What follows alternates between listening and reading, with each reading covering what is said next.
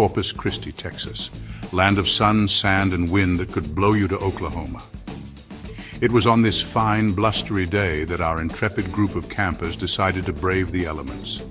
Tents were flapping, hair was whipping, and nobody could hear each other over the roar. This was beach camping, Texas style. The beach was pretty. White sand stretched out like a giant sugar cookie someone dropped. Seagulls yelled, probably about the wind.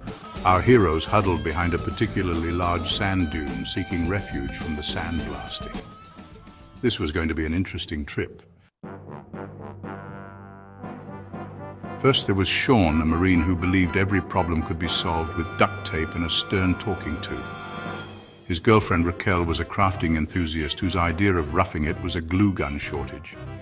Then we had John, a man who thought he could cook, and his girlfriend Denise, who knew better but was too nice to say anything. John, bless his heart, was in charge of breakfast.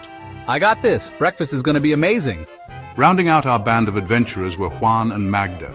Juan, a man of few words, mostly because Magda, his tequila-loving girlfriend, rarely gave him a chance to speak. And finally, there was Jaime.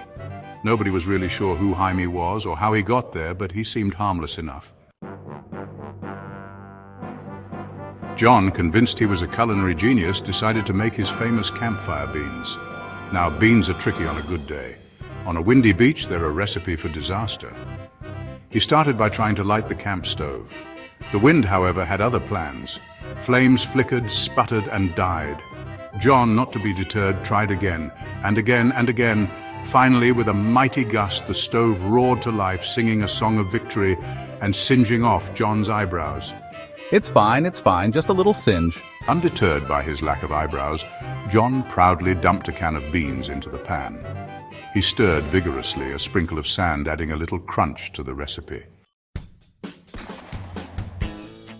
The wind, it seemed, was hungry. It swooped down, grabbed a handful of John's beans and flung them across the beach. One bean landed directly on Raquel's latest craft project, a dream catcher made entirely of seashells and googly eyes. My masterpiece, She cried, carefully extracting the bean. Don't worry, honey. I'll duct tape it back together. Sean patted her hand sympathetically and whispered. This calls for a celebratory shot. Magda, ever the pragmatist, grabbed her tequila bottle and declared, taking a swig. Juan just sighed. The rest of the group stared at the bean-splattered scene, a mixture of amusement and horror on their faces. John, eyebrows singed and pride wounded, surveyed the wreckage. Maybe, just maybe, cereal would be a better option for breakfast next time. And maybe, just maybe, John would be staying home.